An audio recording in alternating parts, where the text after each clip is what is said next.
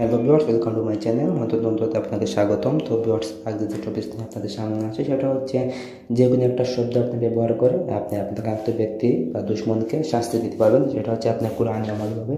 অনেকেই তো কুফরি কাজ করে না, যাতে মুসলমানরা কুফরি কাজ না করে যাওয়ার শুনতে হলে কোরআনে আমলভাবে আপনার কাঙ্ক্ষিত শত্রুকে আপনি শাস্তি দিতে পারেন। সেই জন্য একটা আমল নিয়ে আপনার মাঝে আসছি বা যন্ত্র নিয়ে আসছি।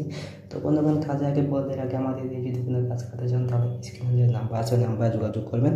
ইনশাআল্লাহ আমরা আপনার যে কোনো ধরনের কাজ গ্যারান্টি সহকারে করতে পারবো। আর বন্ধুগণ, আপনার যদি আমার চ্যানেল নতুন হয়ে থাকেন তাহলে চ্যানেলটি এখনই সাবস্ক্রাইব করে নিন, পাশে থাকা বেল আইকনটি ক্লিক করে নিন, যাতে নতুন নতুন ভিডিওগুলো সবার আগে আপনাদের কাছে পৌঁছে যায়।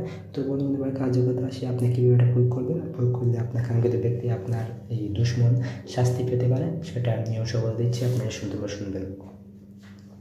শব্দটি হচ্ছে খাইন, মানে কাহিন। আরবি হল হচ্ছে আপনি কাহিন পড়ি, এটা শুদ্ধবার পড়লে দুশ্মন খানা হয়।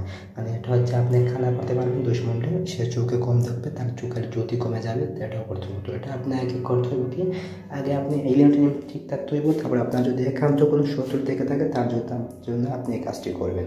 তো যখন আপনি করবেন তখন থাকতে হইব অমাবস্যা রাত্রি। প্রথম রাত্রিতে যখন আপনি অমাবস্যা হবে তখন রাত 12টার পরে আপনি এই শব্দটি আগে সিদ্ধ করতে হইব।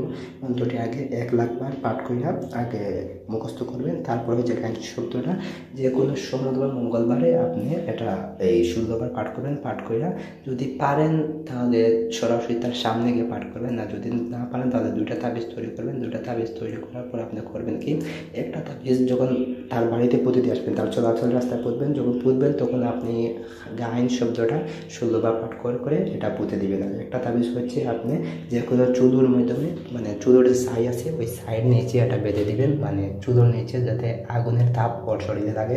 তো এইভাবে যখন এটা ছাই বা ছাইয়ের নিচে এটা পুঁতে দিবেন তখন খাইন শব্দটা 16বার ব্যবহার করে পুঁতে দিবেন। ইনশাআল্লাহ ফলাফল পাই।